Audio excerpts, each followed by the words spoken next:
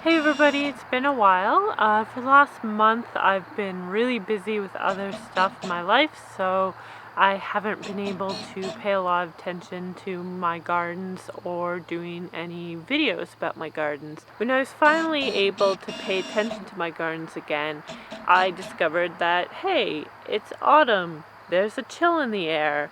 My garden is probably going to be slowing down. I am hoping to get at least 3 weeks more of production from my garden. Of course, that will depend on the weather when the first frost hits, but for now, one of the things I can do is every time I see that the temperature at night is going to go down to 1 or 2 degrees, I can cover the plants that are still producing and that I want to protect with these old bed sheets that I have in an attempt to help them survive any frosts that might come so that they can keep producing for another week or so.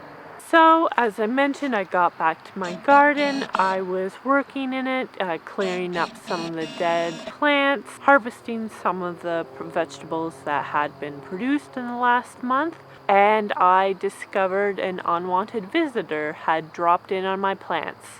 Literally.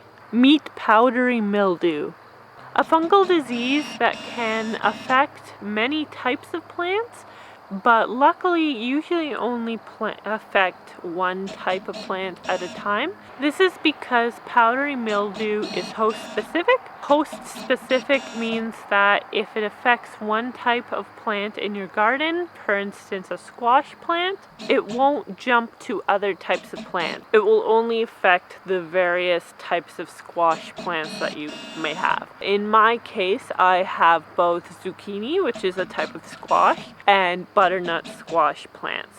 Powdery mildew, like many microbial infections, such as the one I had earlier this year when I was planting my seedlings, fester in a moist environment. If there isn't enough air circulation, if there isn't enough heat, those can be factors that can lead to moisture sitting on the leaf and then providing the environment for powdery mildew to thrive. The reason I mention squash in particular is because while many types of plants are susceptible to powdery mildew, there are certain types that are more likely to get it. So this leaf that I showed you comes from a zucchini plant.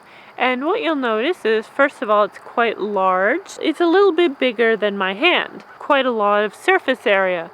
And what you'll also notice is when I put the leaf like this, which is how it would be on the plant, the leaves sort of rise from the middle, meaning that there's a nice little pocket here for water to sit. Typically, if there's a lot of sun, the heat will evaporate the moisture that's sitting on the leaf. Of course, as I mentioned, this is autumn, so there isn't as much sun, and the sun that is there isn't as hot as it was in the summertime. So I've mentioned to you a few of the ways that you can get powdery mildew onto your plants. I've showed you an example of what powdery mildew on a plant looks like. And now it's time to tell you a bit about the various stages of powdery mildew. While having those white powdery spots on the leaf of your plant is a very common symptom of powdery mildew, that really is the more early stage. And at that stage, while it is the most visible, it's actually not doing a ton of damage to your plant. It more does that damage when it gets into its advanced stage. The thing to remember though is that once it's got into that advanced stage, it's going to be a lot harder to get rid of than it would have been in the earlier stage. So I've got 3 different leaves that I found around my garden that should help illustrate to you the 3 different stages of powdery mildew infection. So the first stage is shown by just small spots. There aren't a lot of them. As you can see, this leaf looks fairly healthy, if not for these few small spots here and there. That would be the earliest stage, and this would be the type of leaf that I would focus my efforts on in trying to prevent the further spread of powdery mildew, and I'll be talking about that a little bit later. As you can see with this second stage, the white spots have expanded so that they're not even visibly spots anymore. They've just started to cover the entire leaf. Also, what you might notice is that some of the edges have started to get a little yellow and brown. It's not quite focusing, but hopefully you can see there's a little bit of brown on the edges of these leaves. That is the start of the more advanced stage, which is more damaging to the plant. Here in the third stage, you'll see that it's quite yellow. There's quite a bit more brown on the plant, not only around the edges, but also now in starting to be towards the middle of the leaf. This is where the powdery mildew starts to do more damage to the plant. The yellow and brown are signs of your leaf dying. And then of course, once one leaf dies, it's no longer able to catch sun rays and be able to create the energy that the plant needs. If your plant has a lot of leaves, this isn't necessarily a horrible thing. But if your plant doesn't have a lot of leaves, this can be really bad for the plant. Okay, so now on to treatment. Once I've recognized the powdery mildew on my leaves, how do I treat it? How do I get rid of it? There are products out on the market, chemical products out there, for you guys who are comfortable using that kind of thing. As I've sort of mentioned a little bit in my videos, I'm really focusing on trying to, keep from using pesticides, fungicides, artificial fertilizers, anything like that on my plants. So I look to the internet, which is a great source of sort of natural remedies. So in this case, what I'm using is chamomile tea. Now, if you've watched some of my other videos, you might remember that I used chamomile tea on the fungal infection that I had with my seedlings earlier in April. I found the chamomile tea to be quite effective, which makes sense since it is a natural fungicide. So whereas last time I basically watered the base of a plant with my chamomile tea, this time I'm actually going to be applying it as a foliar spray, which is a spray that is applied to the leaves. Namely, in this case, I'm going to be applying it to the leaves that are affected. So I brewed a large glass of chamomile tea with about 2 cups of water per tea bag. I let it cool, let it sit for a few hours, and then I put it into this standard spray bottle. So I'm going to be using that to apply my chamomile tea to the leaves that are only in the first 2 stages of the powdery mildew, because once it's in the 3rd stage, it's not really salvageable anymore. In that case, I'll have my clippers with me so that I can just cut off the leaf and sort of remove it from the plant. Here's one of my zucchini plants.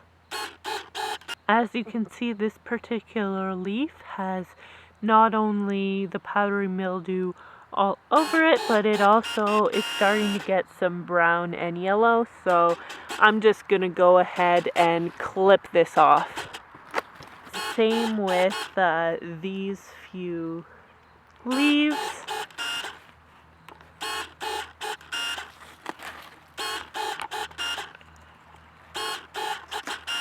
The reason I'm wearing gloves with this particular plant is because it actually has spines all over the stem. I recommend, if you're working with zucchini plants, to wear gloves.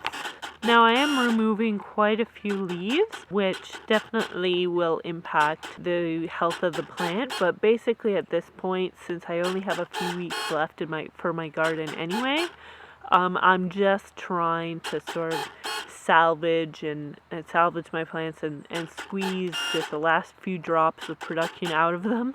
Now this is a butternut squash plant, and as you can see, it's just got a few spots of powdery mildew on the leaves. So these are actually prime leaves for treating, because it shouldn't take too long to be able to get rid of the powdery mildew that's there. So I'm just going to spray it with my chamomile.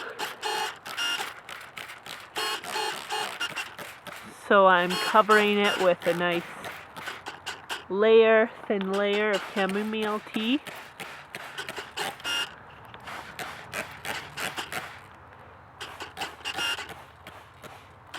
Now it's also important to get the underside of the leaves, as even though it is most visible on the top, a lot of the fungus actually makes its way into the leaf by the underside. So I'm going to make sure to spray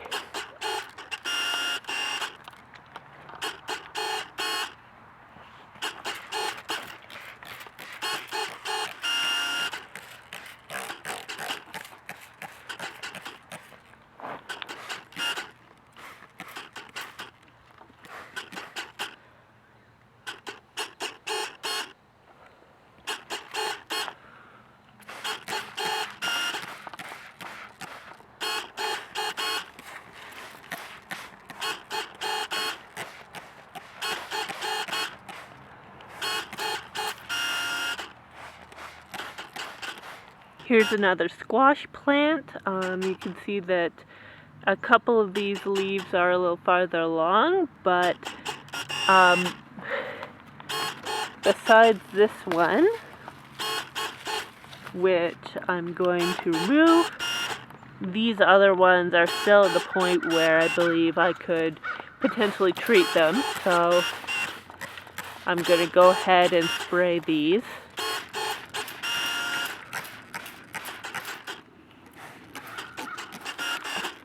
Here's another zucchini plant, and as you can see, it actually has a zucchini growing, so I definitely want to keep this plant as healthy as possible until I'm able to harvest that zucchini.